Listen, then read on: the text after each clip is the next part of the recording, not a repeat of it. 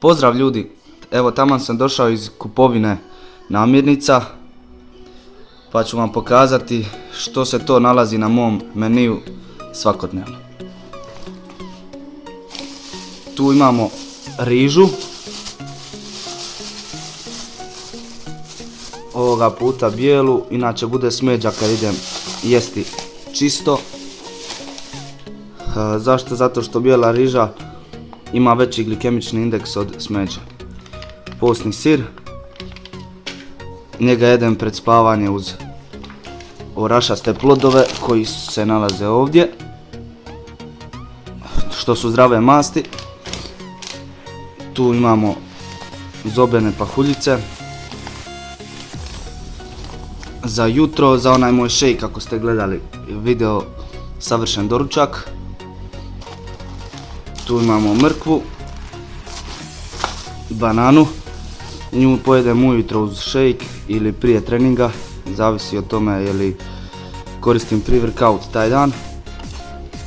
Ciklu, nju jedem uz obrok drugi kada jedem jaja. Tu imamo meso, glavni izvor proteina, znači puretina. Puretina inače sadrži arginin u sebi i puretina je mnogo bolja od piletine samim svojim sastavom i kvalitetom. Čak se manje proizvodi od piletine, tako da ćete rijeđe naići na GMO puretinu. Baš zbog toga jer je piletina zastupljenija. Masline, znači jedna maslina vam da toliko dobar okus, to jest začin vašim obrocima ako nisu nešto pretjerano ukusni. Nju jedem uz, ne znam, rižu i ribu. Ovo ništa. Aha, video piše Herbal, mislio Herbalife, prestao da pere zube, duno pored cure, cura ga voštila. Tu imamo sardine, jadranska sardina i tuna u vodi. In brine. Tuna u vodi i imam neki kosir light, znači da nema šećera nešto, to stavim u jaja i sve to smiksam da bude jedna smjesa. I imamo tu magnezij i kalcij i naravno jaja.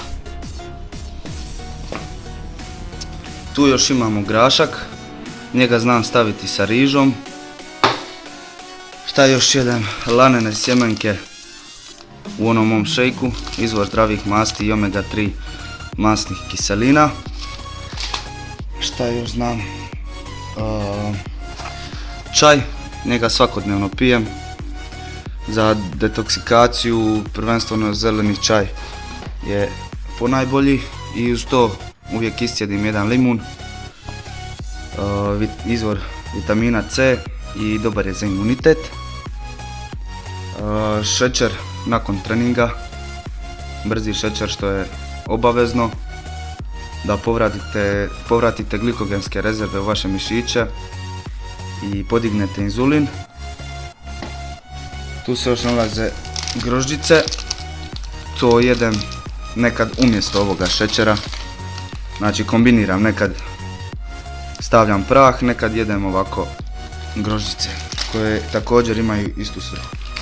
Tu je kokosovo brašno, njega stavljam u onaj šejk ujutro, kao što ste vidjeli u mom videu. I naravno whey, njega ovdje nema. I to su te neke osnovne namirnice koje ja jedem u toku dana.